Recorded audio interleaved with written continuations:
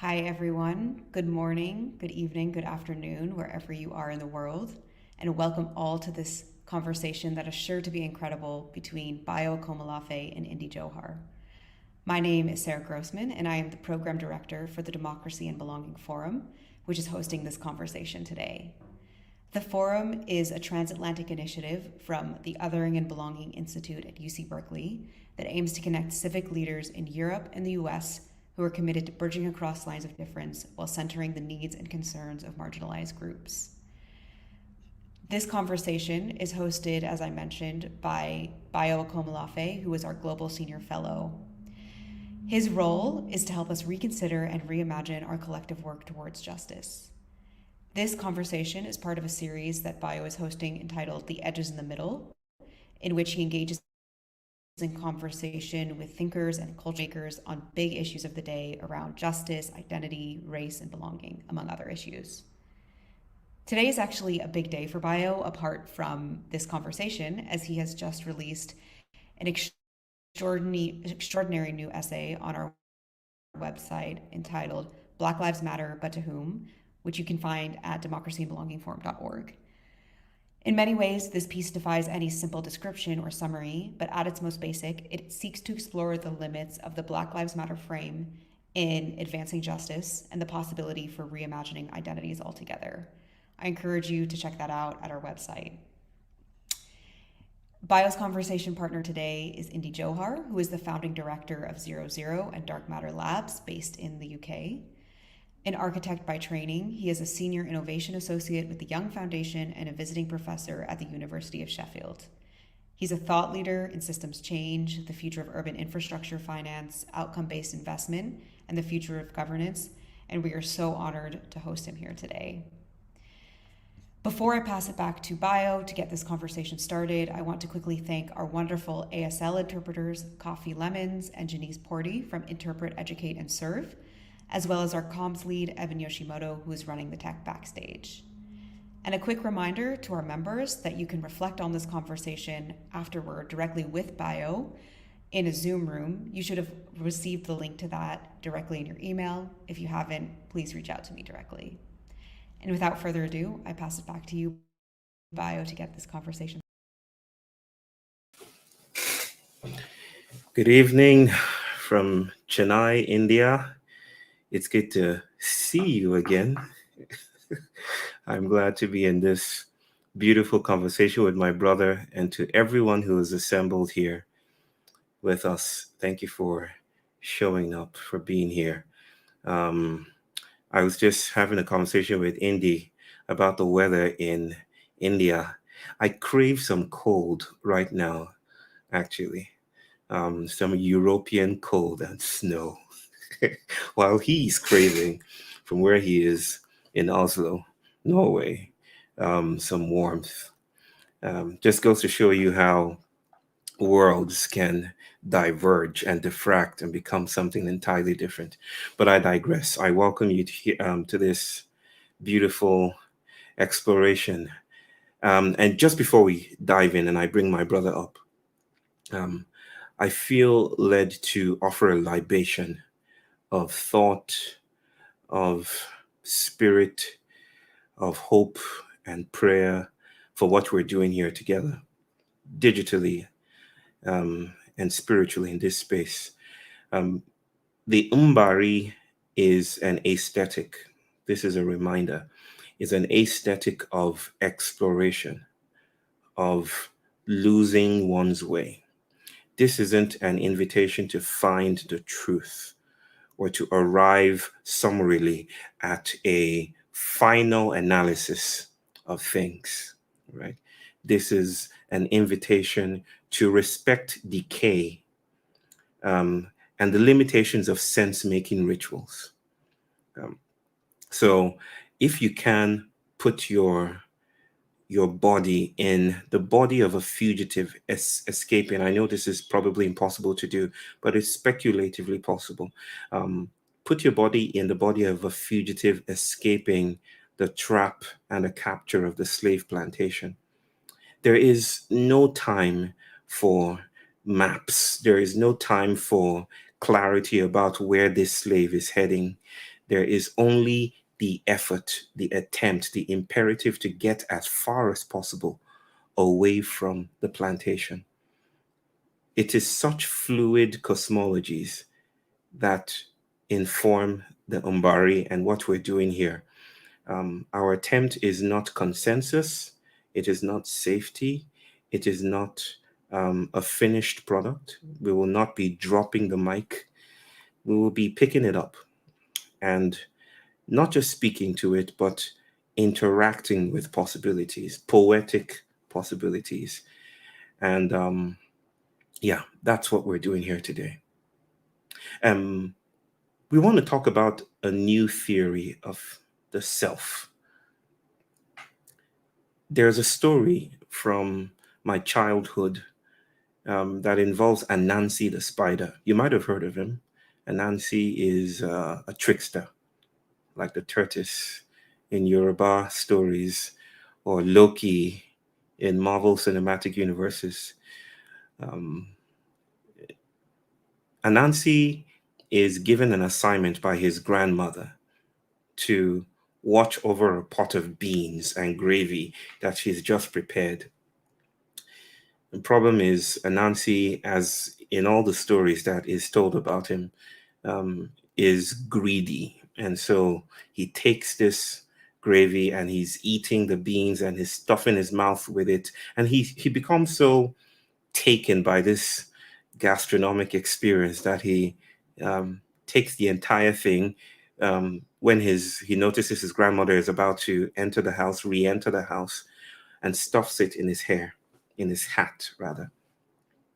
And while she is going about the house, his head is burning and his hair is frying and the heat is getting to him, and he cannot respond to any of the questions that the grandmother is throwing at him.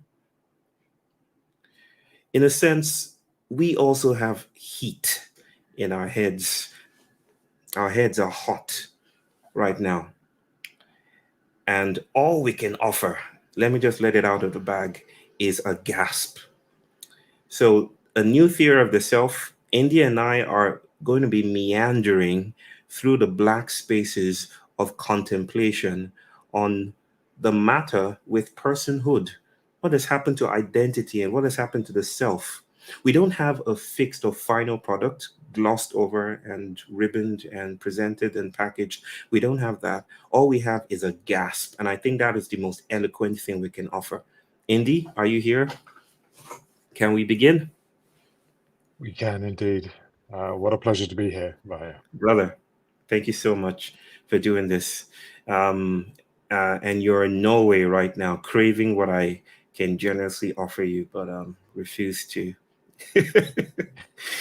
Let me start with this, brother, and we'll see how it goes. I have no idea where this is going, and I think that's the gift of this moment. It's what happened to selfhood? What happened to the liberal humanist traditional self, which was, according to all the doctrines and wisdoms and insights secreted from modern landscapes, supposed to be domiciled in our bodies? Why are we exploring a new theory of self? What is so compelling about this for you? I think I really appreciated your framing of this conversation, and I think let's imagine this as a gasp.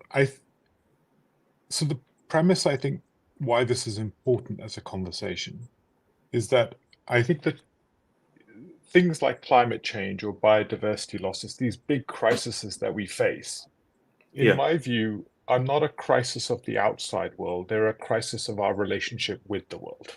Right. And they are and it is a crisis of how we manifest in the world that is manifesting in what I would, many people would say, is a self-terminating situation where we are killing the thing around us in order to kill ourselves.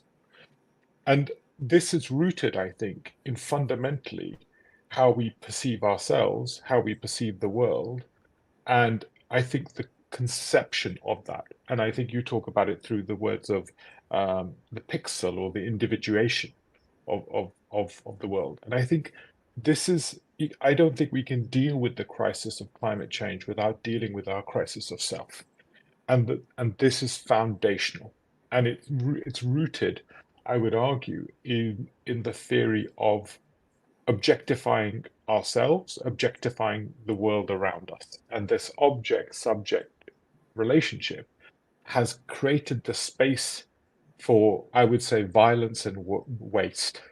It creates a space for violence and thereby creates a space for waste, things that are externalized, things that are rejected in the system. And this thesis is manifesting in the world around us. And what was once, you could argue we were living in a conceptually infinite world, that violence and that waste was ignorable. And now that trash and that violence is no longer ignorable because that microviolence now eats back at us. So it was problematic even when it was born, but the problems weren't visible. And now those problems manifest back into us in a way that I think are civilization terminating for ourselves. And so I think this reconceptualization of the self and our thesis of the self, without that, I don't think there's a pathway to addressing the problems. And I think the final point I'd make on it is that conceptualization of self is not just philosophy. It's how philosophy manifests into language. So Right. it is language, then grammar, then actually stuff like institutions, property, theories of property, and which allow for that violence to be concretized in law, all the way to theories of transactions and economics, Homo economist, theories of models of the world. So this conception is then virally infected all of our structures of how we conceive and structure the world, and thereby accelerating that object-subject relationship in a way that is now self-terminating. So I think it is both philosophy, but also philosophy, language, to institutions. It's a root problem, and this is, I think, why climate change is more than just a technological problem. It is actually a problem, a much deeper problem of our relationship with the world, which is why biodiversity losses, we're living in the age of a great extinction event, because Right. it's much deeper than I think what we talk about. And therapy as well. I'll add therapy to the list. This might be a good way to bring that in story wise. There's this story I tell about two monks strolling down the river, and by and by they hear someone drowning, screaming for help. One of the monks jumps into the waters and drags the person out, resuscitates the person, and they are on their way. But then it happens again, and someone else is in the water calling for help, and the same process repeats itself.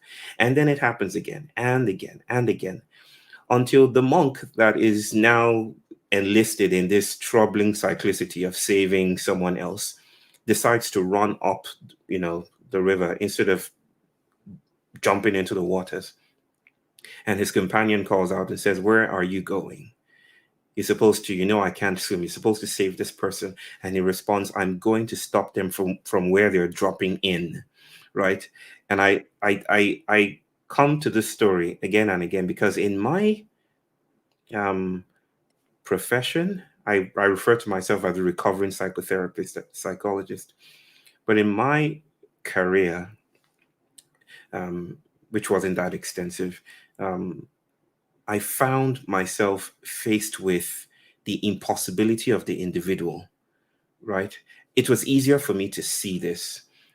My client was supposed to be, the contract of the clinical alliance is that I, the therapist with the skills, is supposed to help the client navigate. But what if the client is monstrous? What if the client is the social, the political, the economic, the ecological? How do I stuff that into the anorexic confines of my study or my room for the therapeutic encounter, so that it seems this thesis of the self, this dismantling thesis of the self, which is at the heart of modernity, seems to be troubling everything, all the institutions by which we name ourselves and we name the world.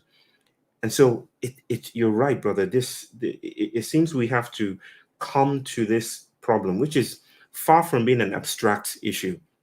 far from being an example in sophistry or just talking talk. This is at the heart of the climate crisis. I don't like to use climate change, but this is at the heart of the ecological emergencies that we are facing. Exactly. And I think unless we start to address this, I don't think there's a pathway. And it's rooted in everything. Our theories of identity, our theories of registries, our theories of ownership, our theories of uh, um, uh, economic rights, even a rights agenda is rooted in some of these things. And I think this is where it's a deep code problem. And I think we could argue it's a problem which is maybe at the center of, the Fermi paradox, the kind of the idea that civilization can only if it can transcend itself in our theory of being entangled and recognizing entanglement, agency, and care, and a planetary Mhm. self. The language I would probably use is a planetary self, that we are part of a planetary self, and it's Right. non-divisible. And at that moment in time, this may be a critical social, linguistic, philosophical, institutional a new emergence, a kind of, and this is why I think many people like Thomas Bjorkman and other people, talk about this being as a 1 in a 400 year or 1 in a 6,000 year transformation, because it's rooted in a fundamental idea of theories of control. Words like governance, right? Words like governance beget classification, classification begets identity, because these are still top-down associations, impositions of power, impositions of theories of self, they're impositions of language. And just playfully, maybe even words like belonging, right? Um, like, who do I belong to? Right? Do I want to belong to something, or Mm, where does a word find its root from? mm, And I think there's fundamental questions about these words, because these words are still about association, asymmetric lineages, asymmetric power that do not recognize. And I think there's a reconciliation of our entanglement, reconciliation of our agency, reconciliation of our care. And also, I think this is where one thing I'd say is, I think we see the world through the language of dead things. The language of economics perceives the world through the language of dead things. And we have, in that purpose, also killed ourselves, made ourselves dead things. So there's a re-understanding of the world, and we can only free ourselves if we perceive the agency of others. This is a mhm. really if we see the world through dead things, then that is what we become in process. So how do we actually re-enliven the world, re-breathe the life into the world, and also recognize the life in us, which is not impositional, and exactly as you said, it cannot be defined. It's an active journey. It's a becoming, and this is where all of our language of identity is about fixity, determination, uh, constraint, and even I read your work, what you were beautifully saying about intersectionality, where whilst intersectionality allows us to see more than one relationship and more than one Yeah, constraint, it's still a theory of constraint to those one things rather than a dynamic.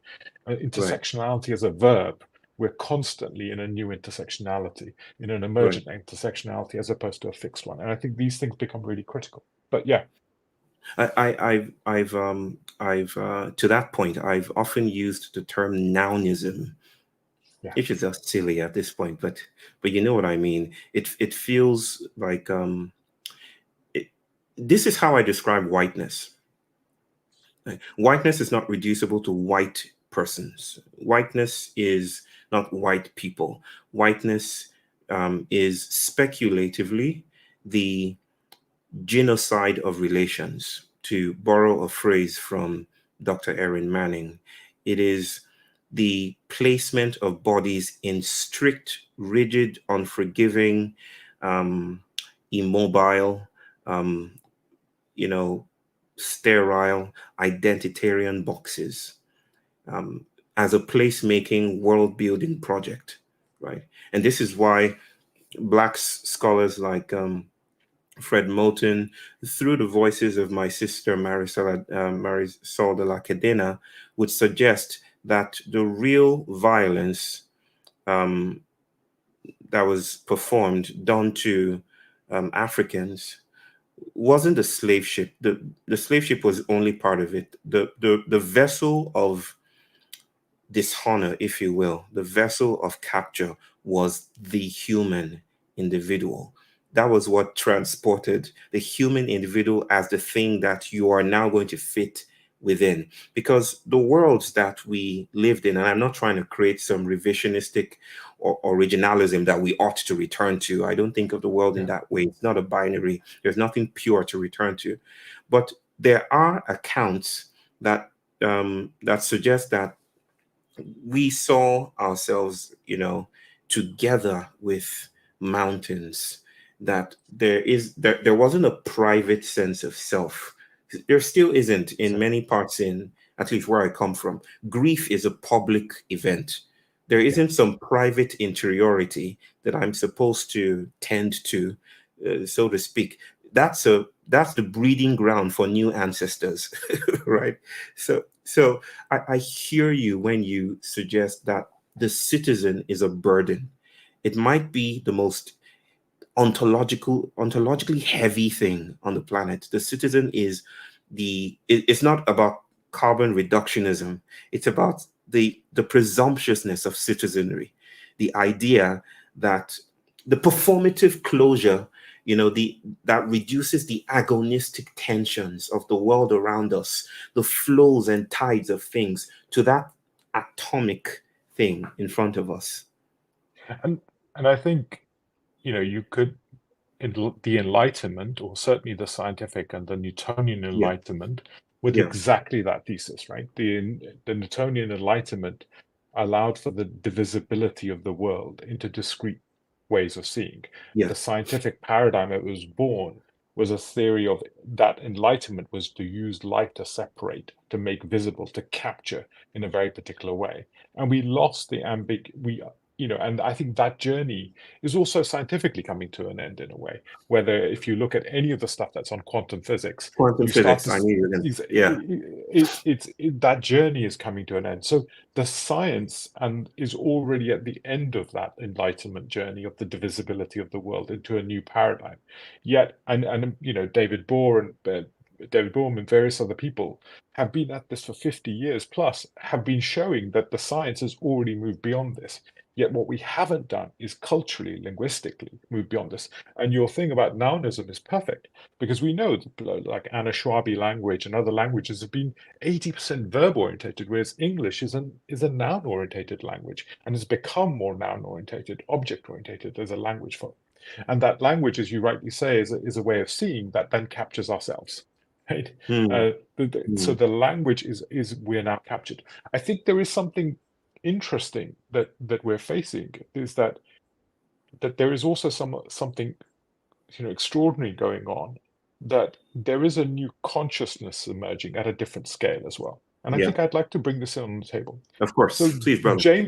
James Lovelock and his book on Novacene is really interesting for me, because I think he purports, I think, a very powerful idea that the planet itself is becoming conscious, that actually our ability to put satellites up into it and then to be able to change our behaviors, to be able to see the planet, to then ecological systems to actually also be us to change our relationship with ecological systems. This machine human ecological singularity, this consciousness emerging at the planetary scale, is also challenging our theory of individual self. So I think if we argue that we are seeing the birth of a new meta life, uh, there is also something extraordinary going on in that sense. Yeah, So I think the question of self becomes really critical, because we can no longer assume dominion, but recognize ourselves in fractals of life. And that yes, means that there's a different relationship required, a different way of being required in that cognition. And I think that, and unless we're able to deal with that, appreciate this meta life and our component, our place in that meta life, and also recognize our racial relationality, that's a profound change. And I think we're at the end of an enlightenment era, that era of light orientated seeing, to a new era. And I think you rightly say, and I think there are other cultures like Japanese culture, which it talks about In Praise of Shadows, where there's a beautiful question in the book In Praise of Shadows, where it says, what if we photograph shadows as opposed to photograph light? And how would we see the world? And I think we Mm, see the world in a very particular way. And I think we're in that transition moment. And this is why I think the cultural project of actually the conversations that you host, Bio, and the kind of integrity of those questions that you're opening up is so critical. Because without these conversations, I think all of our other solutions are just superfluous add-ons, because it right. is a root crisis, it's a root transformation that we're operating in. Let's go deeper into this, brother. I'm loath to use the exhausted metaphor of the rabbit hole, but we'll see what we can do. Um, and you know, I said earlier, I can see a question around blackness. That doesn't it equally apply to blackness? Well, the essay addresses that, but blackness is also an identitarian form of capture, right? There is a saying we have on the streets of Lagos. Now, we did not know we were black until white people came, right? It's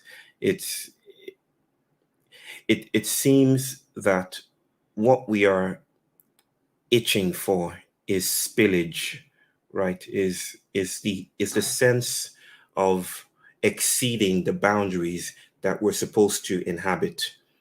The categoricity of the person is part of the algorithm of modern civilization Yeah. and complicit in the co-production of what some call the Anthropocene, right? So there isn't a throwing of solutions at this. There isn't some techno bureaucratic um, clause that releases us from this. This feels like a call to shape shift, to become something entirely other, different, exquisite, if you will.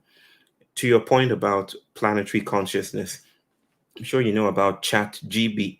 Is it the Chat Yeah. GPT? PT? Yeah, exactly.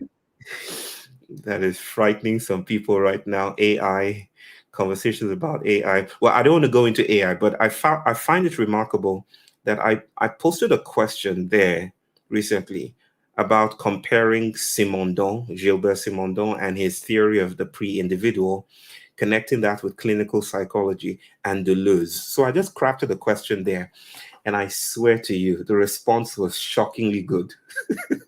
The response was shockingly good. If a student of mine wrote that as an essay, I would have given the person, and I hate to speak about grades, I would have given the person an A. Not as if I don't do that all the time, just to Yeah. get back at the university system. But it just speaks to the idea that intelligence is not as scarce as we think it is, that the world is profuse, replete with life forms. So maybe this is my question to you, brother, then. Dare I call it a miracle? What, in your experience, in your awareness, in the stories you've heard, in the things that you've explored, feels like a transversal breaking of the idea of the self? Maybe an experience about, shall I say, ESP, extrasensory perception, which was the original thesis of Sigmund Freud. He was really, and then he covered it up with the interpretation of dreams. His real focus was the transference of thought. Have you come across, or is there anything that feels like empirical evidence or even anecdotal evidence that might shock you or shock anyone else listening into rethinking the boundaries we think we have and examining it from a different perspective?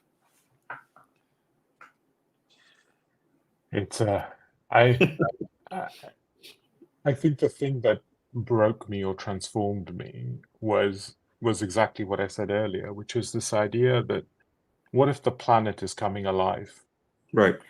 And what if the planet is, in a sense, a life which is now extraordinary in the universe, where the divisibility between human machine ecological systems is a synthetic divisibility, and a dominion thesis of the human being in dominion of the world is a synthetic idea. And when you look at it from that perspective, it changes everything for me. Yeah. because it fractally transforms everything around us.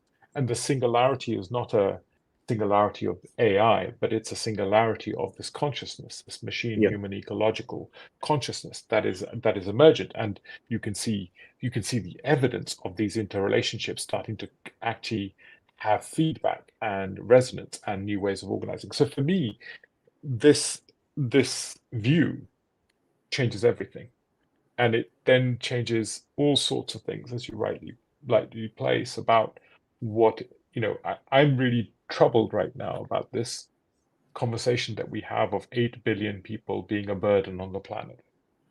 Hmm. And I'm troubled by our analysis of looking at the planet through the lens of 8 billion people, not, Yes. I don't know, 1 trillion life forms.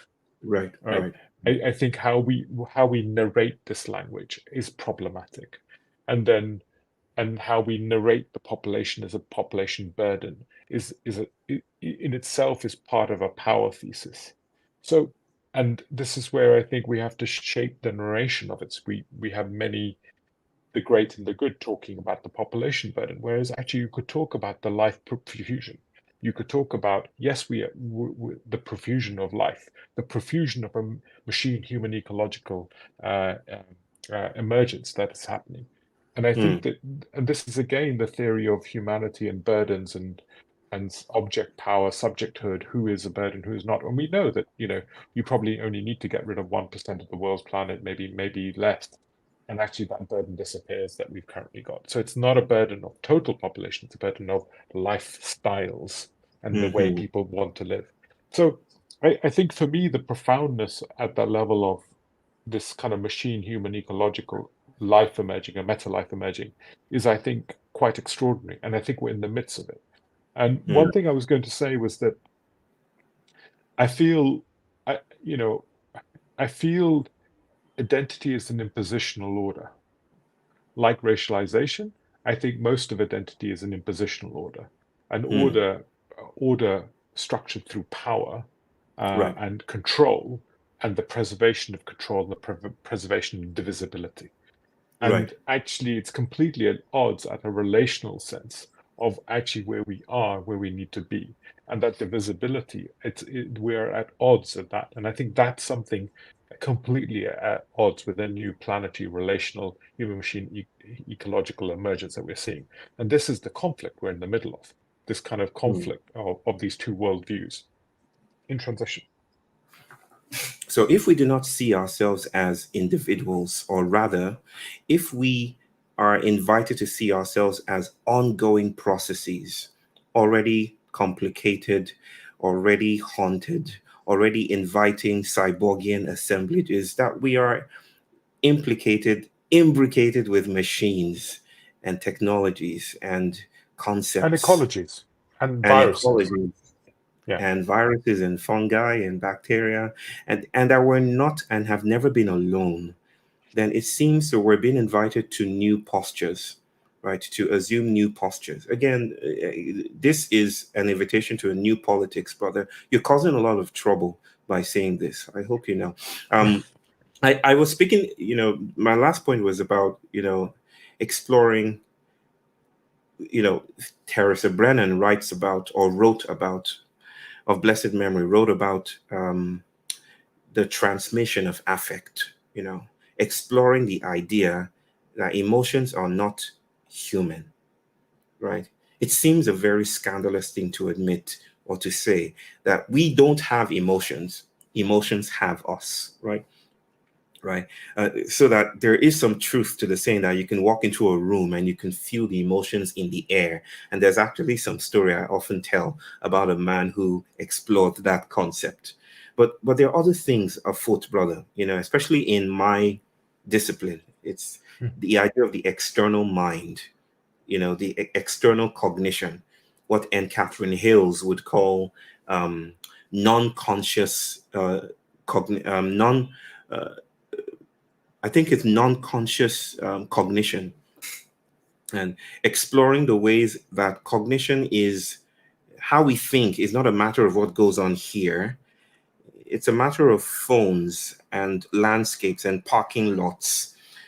All of these are assemblages of thought. They produce thought, where we don't think outside of these things. Yeah. So that to become a genius and go into a room and try to fix the world's problem, like I think Davos is an exemplification of, is just to repeat the problem of isolation, of dissociation. I'm also speaking about the dark psychic mind, the idea that we have, as moderns, defeated the wilds. We've chased away the gods, and we're free from that.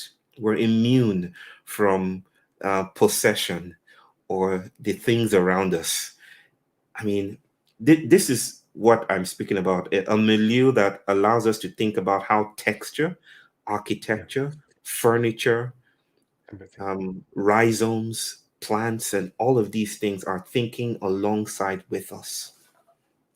I think the language I would use is the entangled mind. And we are one part of an entangled mind. Yes. And I think we often see this as an imposition on our theory of freedom. And actually what it is less an imposition on our theory of freedom. It's a place of sanity. The more untangled we become, actually, I think the risk of abstraction is the risk of manifestation in violence.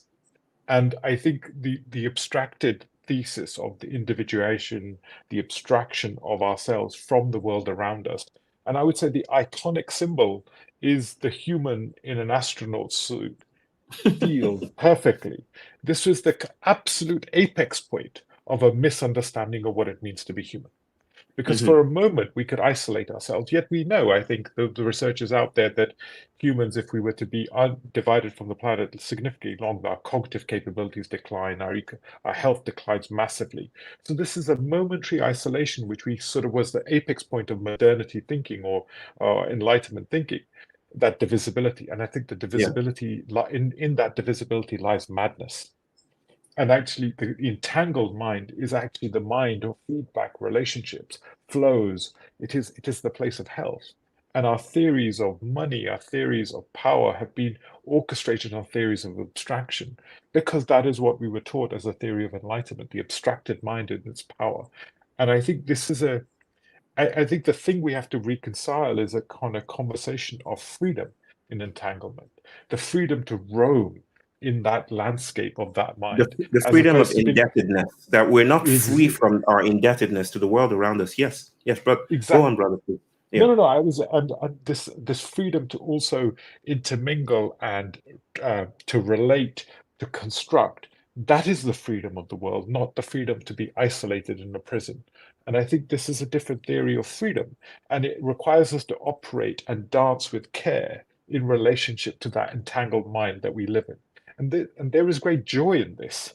And I think we have created a theory of freedom, which is a theory of escape, a theory of escapism from that entangled mind, that entangled world, and a world of dead things. We've imposed that world to be a world of dead things, and we have to rebuild the life, re-understand the life of the table, life of the matter, life of the world around us, and our life with it, and deep entanglement of it. And I think there's beauty in there. There is a new language in there. There's a new way of conceiving in there. And there's a new way of actually architecturing in there, which I think is beautiful. I knew you were going to get to the architecture. It feels, and speaking of architecture, it feels like again, this is a call for social experimentation. I mean, 1 hour is not enough to do justice to our gasping around this. It's a broad commitment to investigating our porosities. And just to really situate this, again, this is not some heady philosophical affair with words. This is really something that is tethered to our deepest aspirations for a world that works for not just humans, for multiple life forms. It is tethered to our hope for beauty, for thriving and living well. But the thing is, I think we really need to come to a place where we see the way we see, and think about the ways we have been invited to think, right? And what you're saying, Indy, it is we have thought and acted through the prism and the prison of the individual for far too long, right? The Anthropocene is this galvanizing cautionary tale. Everyone, put your hands on deck. Let's save ourselves from drowning. But it still collapses at the feet of the agent, the human agent, the one supposed to march in and save the day. So it doesn't seem to be adequate to the moment. It feels like we need some different ethic. Maybe this is where the trickster comes in. We need a different modulating ethic that allows us to feel our porosities, to touch our edges, and know that our edges are also diasporic and not as local as we think they are. What do you see, or what do you feel a social experiment, a social experimentation, or politics built around social experimentation of touching our borders, of listening? I heard you talk about listening to the earth, listening to the world around us. What do you think it would take to convene a practical politics around this vocation of losing our way, of exiling ourselves from the plantation of the individual? It's a powerful question, and I want to, and I'm going to say this, and I'm going to say this hopefully with sufficient care. I think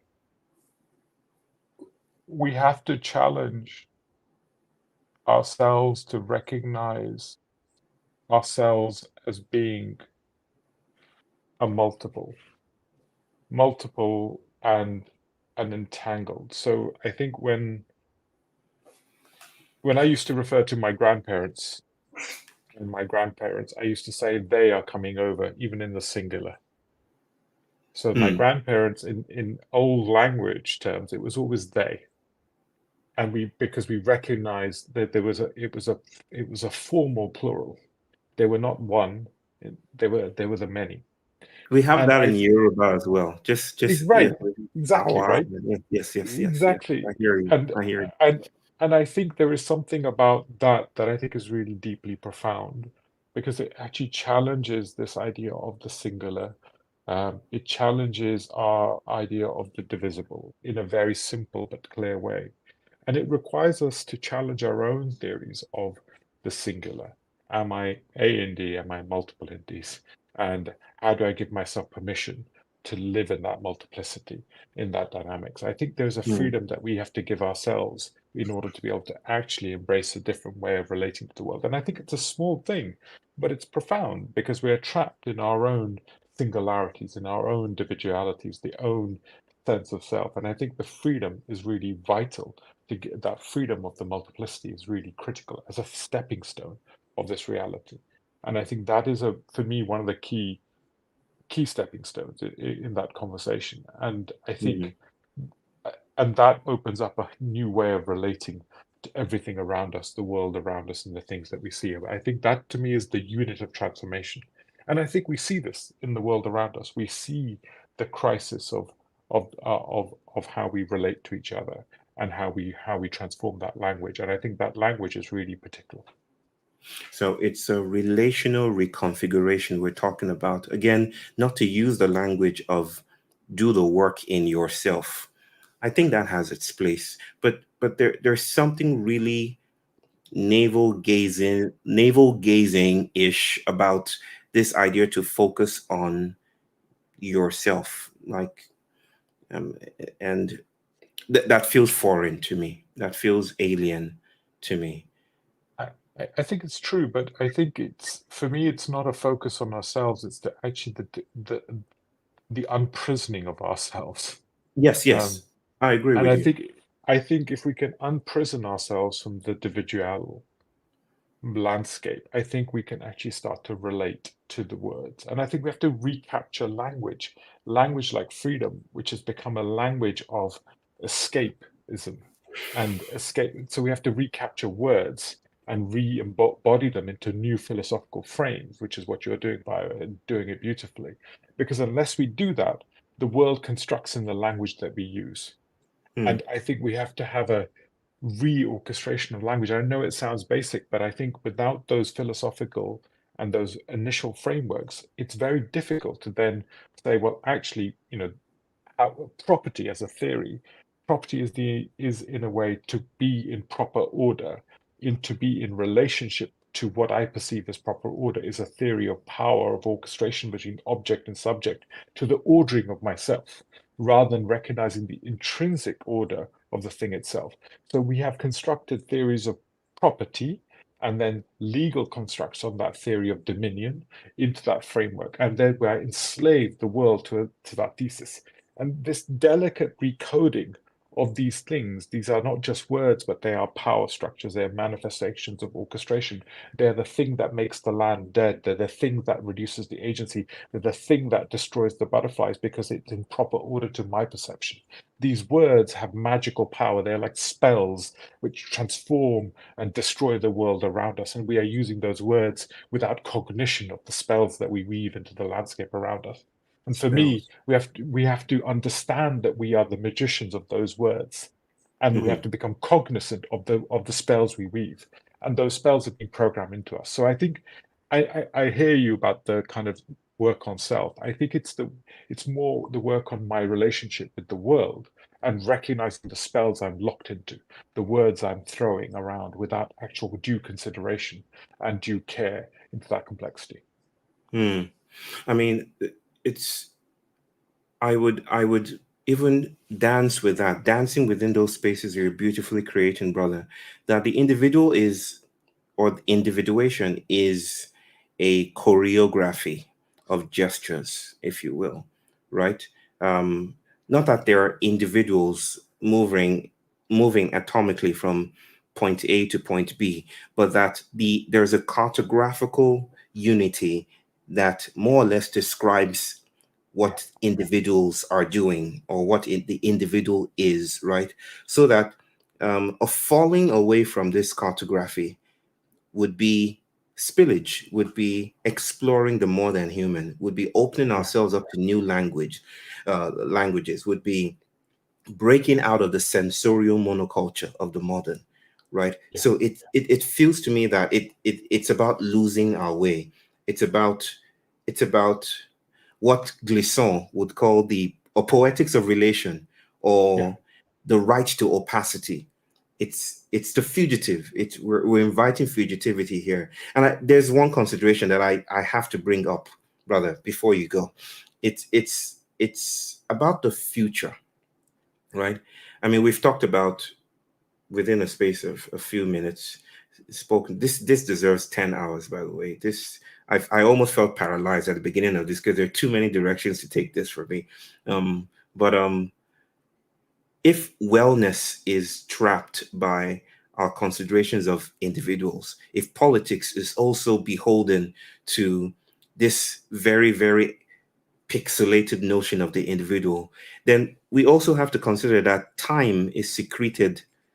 Our particular notions of time as this edifice that flows from the past, touches the present, and is going towards the future. It seems to also be a creature of our entrapment, our ontological entrapment, so that it might be suggested that there are other temporalities, other ways of thinking and moving with time that we haven't conceived of yet.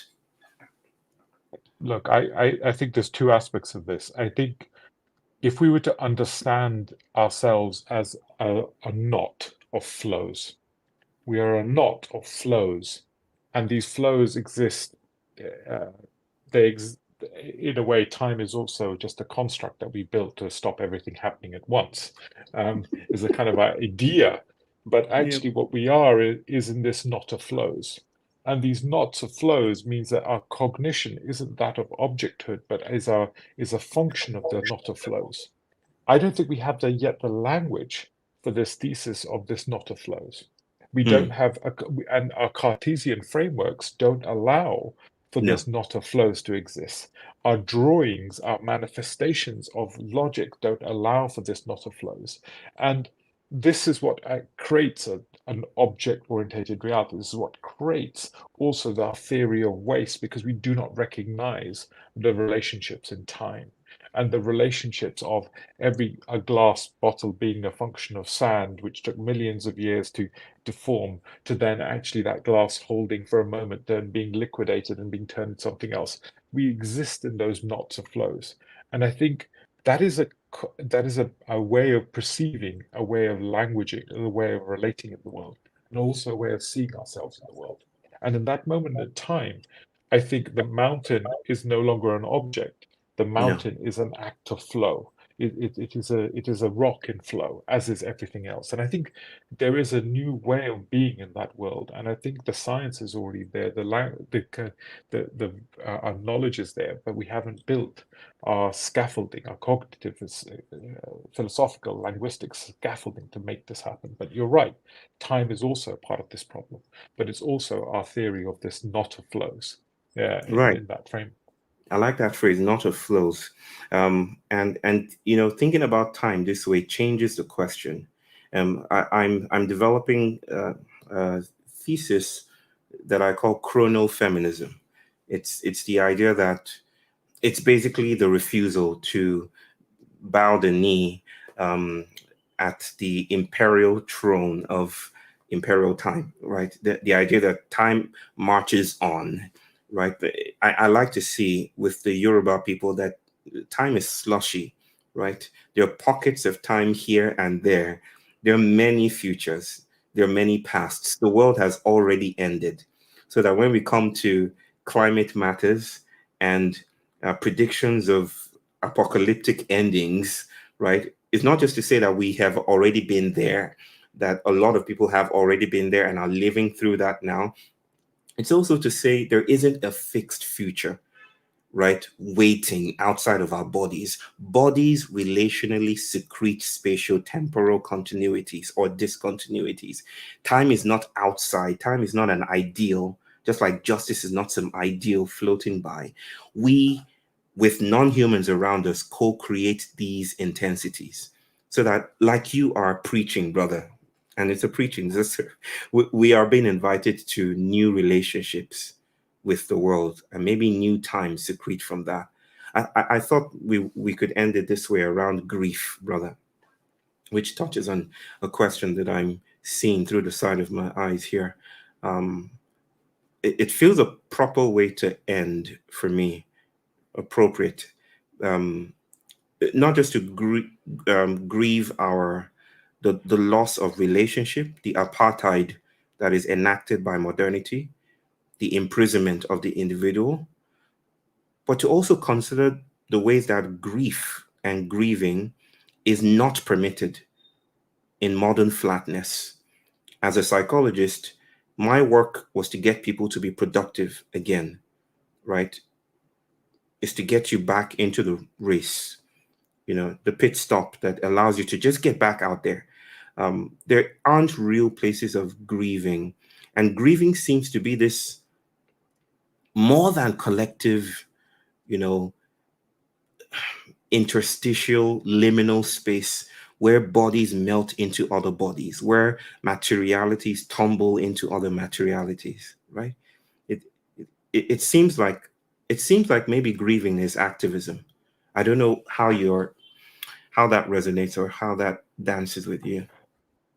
I think the spaces of grieving in my world view is that the space of humanity has been reduced to the production and the consumption and the storage logistics of humanity. And all the other dimensions of being human have been eviscerated. They have been from our spaces. A city is, a public square is a function of the cappuccino, the boy with the balloon. It actually no longer has the space for actually a human in grief, or actually even a human in reflection.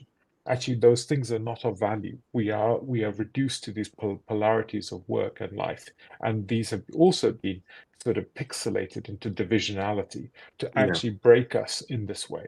So I think the pixels are so low resolution, they are part of our mechanistic theory of self to actually a reductive idea of being human.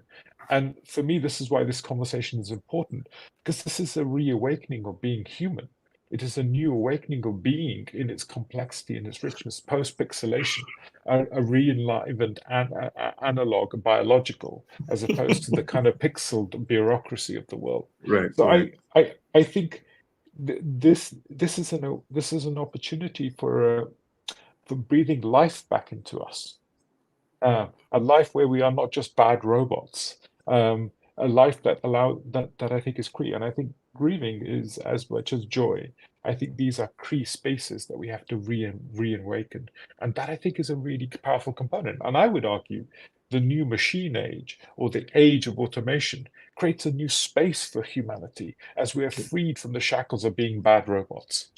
And I think the idea of being freed from the shackles of being bad robots is an embrace for this new humanity. And I think this is going to be a new liberation, a space for a new liberated entanglement, and a liberation not to be free, but to be re-entangled with the world and re-embraced by the world in that journey. And I think that is an optimistic view of actually re-embracing ourselves. That opens up 1,000 new questions, brother. But this means we still have a lot of places to go and explore. We're not arriving anytime soon. We are touching and being touched in our explorations. All I can say at this point in time is that there is no encounter that does not leave us hyphenated. And my name in this moment is now Indie Bio, as yours is Bio Indie.